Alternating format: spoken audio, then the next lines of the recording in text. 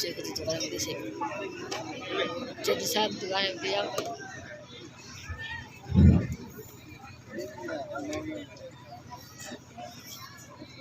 السلام علیکم ورحمۃ اللہ تعالی وبرکاتہ۔ نحمده ونصلي ونسلم على سيدنا محمد۔ بسم اللہ الرحمن الرحیم۔ وعاشروهن صدق اللہ العظیم وصدق رسولہ النبی الامین المتین الکریم ونحن على ذلك لمن الشاہدین والشاکرین والحمد للہ رب العالمین۔ برادران ملت اسلامیہ، کچھ سننے اور سنانے سے پہلے انتہائی خلوص و محبت سے ادب و احترام کے ساتھ آئیے نبی اور آل نبی کی بارگاہ بے کسپنا میں جھوم جھوم کر درود و شریف کا نذرانہ پیش کرو اور پڑھے بآواز بلند اللہم صلی اللہ سیدنا مولانا محمد بارک وسلم صلی علیہ الصلوۃ والسلام علیکہ یا رسول اللہ صلی اللہ تعالی علیہ وسلم۔ دو شاعر اسلام بیٹھے ہیں، آپ اپنے نگاہوں سے دیکھ رہے ہیں، میں زیادہ وقت نہیں لوں گا، بس میں کچھ باتیں کر کے آپ لوگوں کے سامنے سے رخصت ہو جاؤں گا۔ میرا موضوع ہے وعاشروہن، یہ عورتوں کے حوالے سے ہے۔ اس سے اندازہ ہوتا ہے کسی معاشرے کی تشکیل میں عورت یا خاتون کردار ادا کرنے والی ہوتی ہے۔ معاشرہ جب سے وجود میں آتا ہے تب سے اچھا ہو یا برا ہو، نقصان ہو یا مفید ہو، کہیں نہ کہیں کوئی نہ کوئی عورتیں نظر آتی ہے۔ اسی لیے کسی شاعر نے کہا ہے وجود زن سے ہے تصویر کائنات میں رنگ۔ تو اب یہ پتہ چلتا ہے کہ یہ رنگ آوارگی کا بھی ہو سکتا ہے، یہ رنگ گناہوں کا بھی ہو سکتا ہے، اور اگر یہ رنگ گناہوں کا بھی ہو سکتا ہے، اگر عورتوں سے رنگ ہے تو پتہ یہ چلتا ہے کہ اگر ایک عورت چاہے تو اپنے بچوں پر یعنی محبت رسول کا رنگ چڑھا بھی سکتی ہے، اگر وہی عورت چاہے تو اپنے بچے پر یعنی رسول اللہ اور اللہ تبارک و تعالیٰ کی محبت چڑھا سکتی ہے۔ اب بات یہاں سے سمجھ میں آتی ہے کہ یعنی میرا موضوع ہے وعاشروہن، یعنی عورتوں کے حوالے سے۔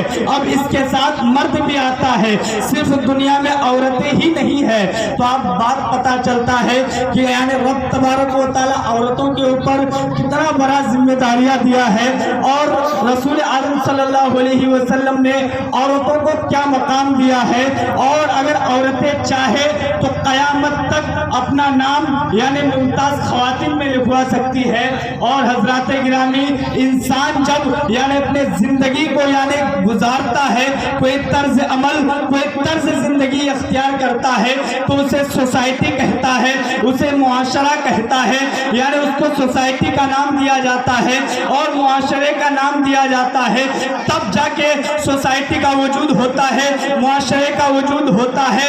اور جب یہ بات لیکن ہم بھول جاتے ہیں کہ یہ معاشرہ اور یہ سوسائٹی ہم مردوں کے اوپر نہیں، ہم مردوں سے قائم کیا ہوا نہیں ہے، بلکہ یہ سوسائٹی کا وجود اور یہ معاشرے کا وجود بلکہ عورتوں سے کیا گیا ہے، عورتوں کا قائم کیا گیا ہے، اور اس کا وجود یعنی اس کا اساس عورتوں پر رکھی گئی ہے۔ یعنی جب حضرت آدم علیہ السلام یعنی جب تنہا تھے، اکیلا تھے، ایک فرد کی حیثیت سے تھے، اور اس وقت سوسائٹی قائم نہیں ہوتا ہے اور معاشرہ قائم نہیں ہوتا ہے۔ جب حضرت آدم علیہ السلام یعنی تنہا رہتے، اکیلا رہتے، ایک فرد کی حیثیت سے رہتے، اور اس کے بعد نہ معاشرہ کا وجود ہوتا، نہ سوسائٹی کا وجود ہوتا، اس کے بعد ماں ہوا، حضرت ماں ہوا جب دنیا میں آتی ہے، اور اس کے بعد اس کے اولاد ہوتی ہے، اور ان کے اوپر اللہ کے احکامات یعنی نافذ کیا جاتا ہے، پھر اس کے بعد یعنی ایک سوسائٹی کا وجود ہو جاتا ہے، یہ معاشرہ قائم ہو جاتا ہے۔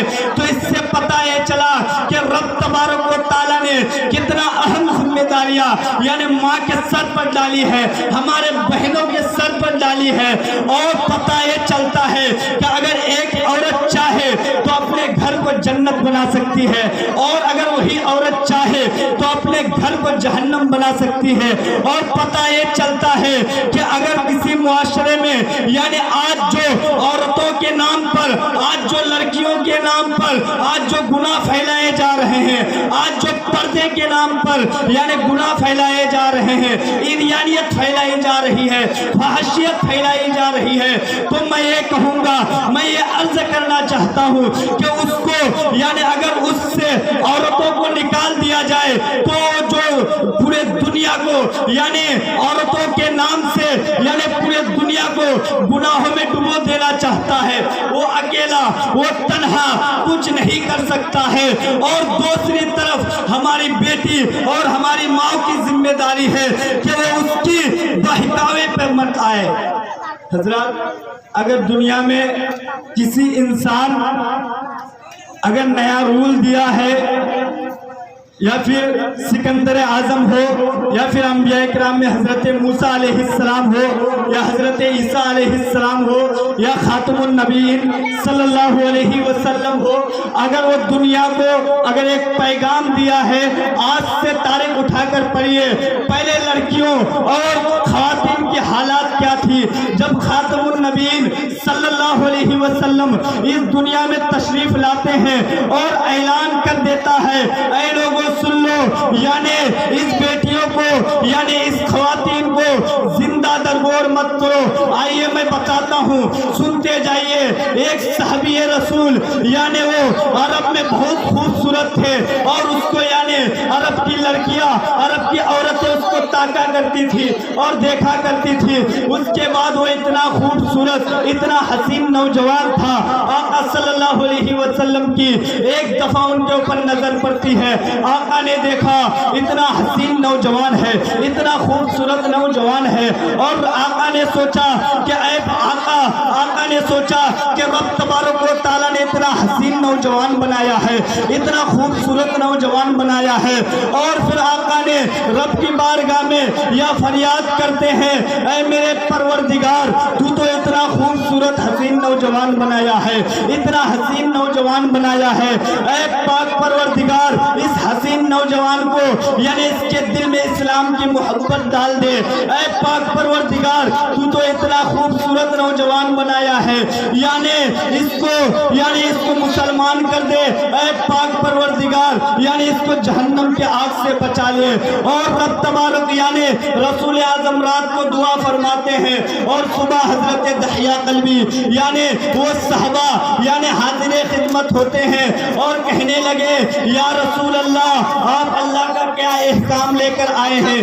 تو رسول اعظم نے فرمایا کہ میں اللہ کا احکام لے کر آیا ہوں کہ اللہ واحد ہے، اس کا کوئی شریک نہیں۔ پھر تو رسالت کے بارے میں یعنی کیا بتانا، پھر یعنی اور میں اللہ کا بھیجا ہوا رسول ہوں۔ اس کے بعد حضرت دحیہ قلبی نے کہا، یا رسول اللہ، میں مسلمان تو ہو جاؤں گا، لیکن ایک بات کا ہمیشہ ڈر لگا رہتا ہے۔ تو رسول اعظم نے فرمایا، اے دحیہ قلبی، بتا ذرا وہ کون سی بات ہے اور کون سا ایسا گناہ ہے؟ دحیہ قلبی عرض کرنے لگے، یا رسول اللہ، میں قبیلے کا سردار ہوں، اور میں 70 گھروں کی بیٹیوں کو زندہ دفن کر دیا، اور میں زندہ دفن کرتا رہا، اور یا رسول اللہ، آپ کا رب مجھے کبھی معاف نہیں کرے گا۔ یا رسول اللہ، میں بہت بڑا گنہگار ہوں، اور آپ کا رب مجھے کبھی معاف نہیں کرے گا۔ اور رسول اعظم صلی اللہ علیہ وسلم نے فرمایا، اسی وقت حضرت جبرائیل علیہ السلام یعنی حاضر ہو جاتے ہیں، اور جبرائیل عرض کرنے لگتے ہیں، یا رسول اللہ، اب تک جو حضرت دحیہ کی گناہ ہو گیا وہ ہو گیا، اور رب تبارک و تعالیٰ نے فرمایا کہ ہم نے دحیہ کو معاف کر دیا۔ اس کے بعد حضرت دحیہ قلبی پھر رو رہے ہیں، اور پھر رسول اعظم نے فرمایا، اے دحیہ قلبی، اب تو بتا اب کیوں رو رہا ہے؟ تو دحیہ قلبی عرض کرنے لگے، یا رسول اللہ، میں رو اس وجہ سے رہا ہوں، میرا ایک ایک گناہ اور بھی ہے جس سے آپ کا رب مجھے معاف نہیں کرے گا۔ پھر اس کے بعد کہا اے دہیا بتا ذرا وہ تمہارا کون سا گناہ ہے؟ تو دہیا قلبی عرض کرنے لگے یا رسول اللہ میں کسی کام کے وجہ سے یعنی دوسرا شہر چلا گیا تھا، دوسرا ملک چلا گیا تھا اور میری بیوی حاملہ تھی اور میں نے بیوی سے کہا تھا اے میری بیوی سن لے، اگر بیٹا پیدا ہوا تو ان کی پرورش کرنا یعنی ان کو محبت دینا، ان کو پیار دینا، ان کو لاد و پیار سے پالنا، لیکن اے میری بیوی سن لے اگر بیٹی پیدا ہوئی تو اس کو زندہ دفن کر دینا، اگر تم دفن نہیں کر سکو گے تو کسی کو کہنا وہ آ کر دفن کر دے گا۔ اس کے بعد حضرت دہیا قلبی روتے جا رہے ہیں اور واقعہ سناتے جا رہے ہیں۔ پھر رسول اعظم صلی اللہ علیہ وسلم نے فرمایا اے دہیا بتا ذرا پھر کیا ہوا؟ دہیا عرض کرنے لگے یا رسول اللہ میں بہت عرصے کے بعد گھر آیا اور میں جب گھر آیا تو میں نے دروازے پر دستک دی اور میں نے جب دروازے پر دستک دی تو میں نے دیکھا کہ ایک بچی دروازہ کھولا اور میں نے وہ بچی پوچھنے لگی آپ کون ہو؟ تو میں نے کہا تم کون ہو؟ وہ بچی بولنے لگی کہ میں اس گھر کی مالک کی بیٹی ہوں۔ یا رسول اللہ میرے زبان سے اتنی بات نکلنی تھی کہ اگر تم اس گھر کی بیٹی ہو تو میں اس گھر کے مالک کا شوہر ہوں۔ یا رسول اللہ اتنی سی بات کہنی تھی اور وہ بچی آ کر میرے پیر پکڑ لی اور اس بچی کو دیکھ کر مجھے ذرا بھی ترس نہ آیا۔ یا رسول اللہ میں بچی کو دھکا دیا، میں اپنی بیٹی کو دھکا دیا اور میں بیوی سے جا کر پوچھا اے میری بیوی بتا یہ کون بچی ہے؟ تو میری بیوی کہنے لگی کہ اے دہیا یہ تمہاری بیٹی ہے، اے دہیا یہ میری بیٹی ہے، اے دہیا یہ تو ہماری بچی ہے، اے دہیا اس کو نہ مارنا۔ تو دہیا قلبی نے سوچا یا رسول اللہ میں قبیلے کا سردار تھا اور میں 70 گھروں کی بیٹیوں کو زندہ دفن کرتا رہا اور پھر لوگ کیا سوچیں گے کہ ہم لوگوں کی بیٹیوں کو یعنی زندہ دفن کرتا رہا اور جب اپنی بیٹی کی باری آئی اسے زندہ دفن کیوں نہیں کیا؟ اور حضرت دہیا قلبی روتے جا رہے ہیں اور واقعہ بتاتے جا رہے ہیں یا رسول اللہ میں یہی سوچ کر پریشان تھا۔ یا رسول اللہ پھر میں نے سوچا کہ لوگ کیا کہیں گے، لوگ سوال کریں گے کہ تو نے تو اپنی بیٹی کو یعنی پیار دینا شروع کیا، محبت دینا شروع کیا اور اس کو کیوں نہیں دفنایا؟ اور ہماری بیٹیوں کو دفناتا رہا، اپنی بیٹی کو نہیں دفنایا، ہماری بیٹیوں کو درگور کرتا رہا، اپنی بیٹی سے پیار کرتا رہا۔ یا رسول اللہ پھر میں یہ سوچ کر بیٹی کو تیار کروایا اور پھر میں نے بیٹی سے کہا اے میری بیٹی تیار ہو جا۔ پھر میں نے بیٹی کو تیار کروا کر جب میں گھر سے نکل رہا تھا اس کے بعد میری بیوی آ کر میری پیر پکڑ لی اور کہنے لگی اے دہیا اس بچی کو نہ مارنا، اے دہیا یہ تمہاری بیٹی ہے، اے دہیا یہ ہماری بیٹی ہے، اے دہیا یہ کتنی خوبصورت بچی ہے۔ اور دہیا قلبی عرض کرنے لگے یا رسول اللہ وہ بہت حسین بچی تھی، بہت خوبصورت بچی تھی اور میرا دل کر رہا تھا کہ میں اس بچی کو یعنی سینے سے لگا لوں اور میں اس بچی کو یعنی بوسہ دے دوں یا رسول اللہ، لیکن مجھے ترس نہ آیا اور میں پھر جب لوگوں کے سوالوں کو سوچتا تھا، لوگوں کے بارے میں جب سوچتا تھا پھر میرا ذہن یعنی پھر میرا دماغ گرم ہو جاتا تھا اور پھر میں بیٹی کو ایک حقارت کی نظر سے دیکھتا تھا۔ اس کے بعد یا رسول اللہ جب میں بیٹی کو گھر سے نکال رہا تھا میری بیوی پیر پکڑ لیتی ہے اور رو رو کر کہنے لگتی ہے اے میرے شوہر اے دہیا اس بچی کو نہ مارنا، یہ تمہاری بیٹی ہے، یہ میری بیٹی ہے، اے دہیا مت مارنا۔ اس کے بعد یا رسول اللہ میں بچی کو لے کر گھر سے نکل گیا۔ جب میں بچی کو لے کر گھر سے نکلا اس کے بعد بچی مجھ سے پوچھتی جا رہی تھی اے میرے بابا آپ کہاں چلے گئے تھے؟ اے میرے بابا آپ کا میں کس دن سے انتظار کر رہی تھی، اے میرے بابا اب مجھے کہاں لے کر جا رہے ہو؟ اے میرے بابا کیا مجھے کھلونا لے کر دینے جا رہے ہو؟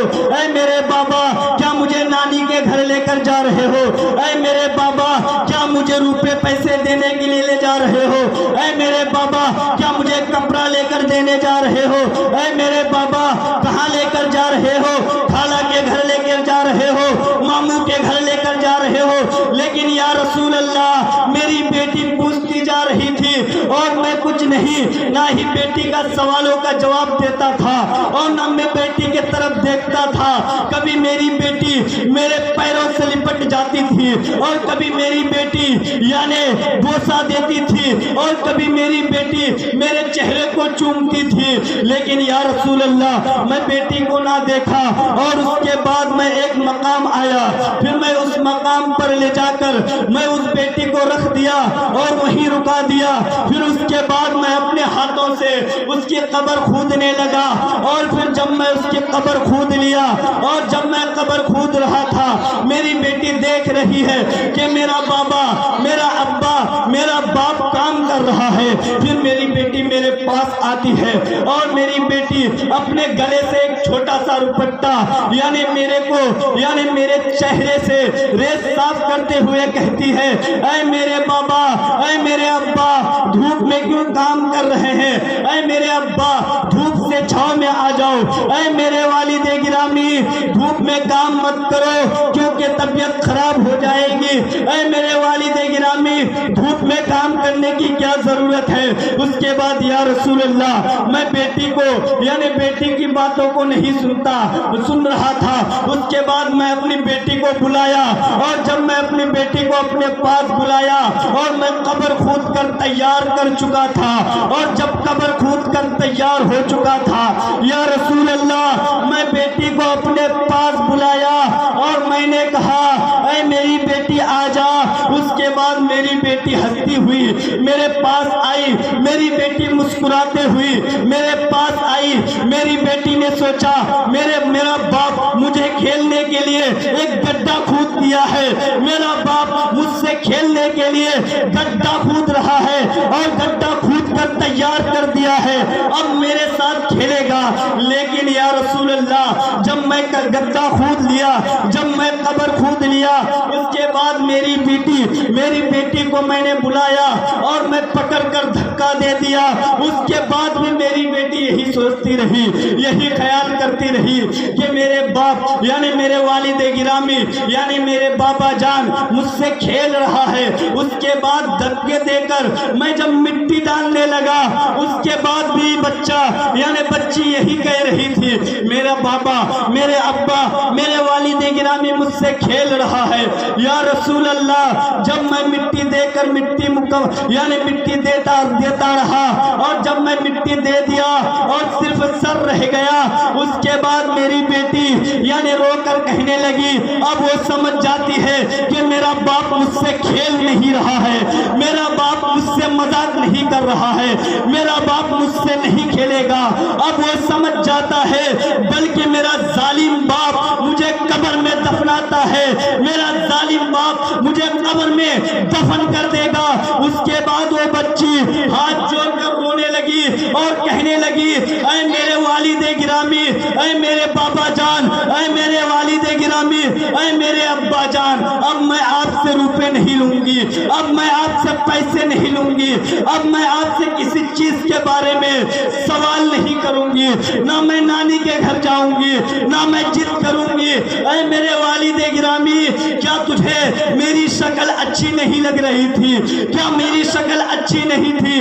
اے میرے والد گرامی اب تو مجھے معاف کر دے، میں کسی چیز کی طلب نہیں کروں گی۔ اے میرے والد گرامی مجھے اس گڈھے سے اٹھا لے، اب میں ضد نہیں کروں گی۔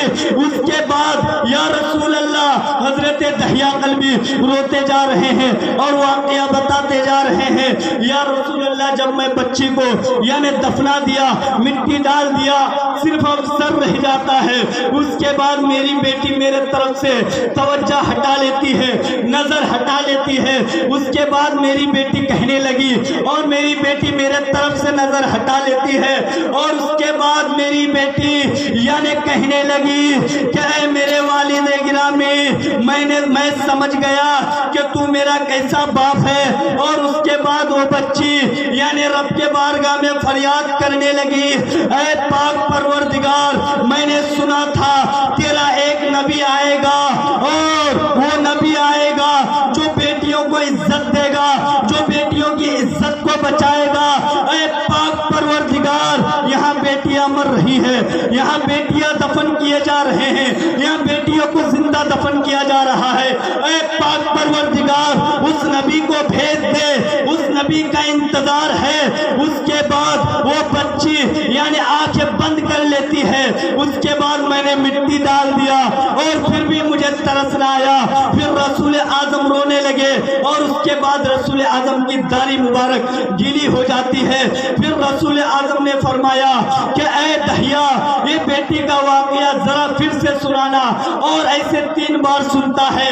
حضرت عمر یعنی صحابی کہنے لگے، دہیا میرے نبی کو تو کیوں رلاتا ہے، میرے نبی کو اس بیٹی کا واقعہ مت سناؤ۔ پھر اسی وقت جبرائیل حاضر ہوتے ہیں اور جبرائیل نے کہا، یا رسول اللہ، رب تبارک و تعالیٰ فرماتا ہے کہ یعنی وہ دہیا قلبی کا وہ وقت تھا یعنی جب وہ اسلام نہیں قبول کیا تھا، جب تو آپ کو اور آپ کے رب کو نہیں مانا تھا، لیکن دہیا قلبی کا اب یہ وقت ہے یعنی آپ نے بھی مان لیا ہے اور آپ کے رب کو بھی مان لیا ہے۔ سبحان اللہ، سبحان اللہ، بے شک۔ بس میں ایک بات کہہ کر رخصت ہو جاؤں گا۔ حضرات، ایک خدیجۃ الکبریٰ مدرسہ ہے اور رسول اعظم نے فرمایا ہے، جس نے 2 بیٹیوں کی کفالت کی وہ جنت میں میرے ساتھ اس طریقے سے رہے گا جس طریقے سے 2 انگلی ایک ساتھ ہے۔ آج بیٹی کی پیدائش پر لوگ گھبرانے لگتے ہیں، پریشان ہونے لگتے ہیں، نعرہ رسالت، لیکن میں کہوں گا اے مسلمانوں، حضرت علامہ مولانا توقیر دیکھو بیٹی کی پیدائش کا رزلٹ کیا نکلا، کل آپ کے آنکھوں کے سامنے ہوگا کہ بیٹی کا رزلٹ کیا ہے۔ اور نبی اعظم نے لوگوں کو پیغام دے دیا، اے لوگوں، بیٹیاں اس لیے پیدا نہیں کی جاتی اس کو زندہ درگور کر دو یا دفن کر دو، بلکہ بیٹیاں اس لیے پیدا کی جاتی ہے وہ تمہاری گھر کی ملکہ بن سکے، وہ تمہاری گھر کی بہو بن سکے، وہ تمہاری گھر کی زینت بن سکے، اور وہ تمہارے گھر کی یعنی ملکہ بن سکے۔ اور رسول اعظم نے خود کر کے 25 سال کی عمر میں 40 سالہ بیوہ عورت سے شادی کر کے بام عروج تک اس مقام کو پہنچا کر دکھایا۔ اور بیٹی کی پیدائش پر غم مت منانا، کل آپ کے سامنے رزلٹ ہوگا۔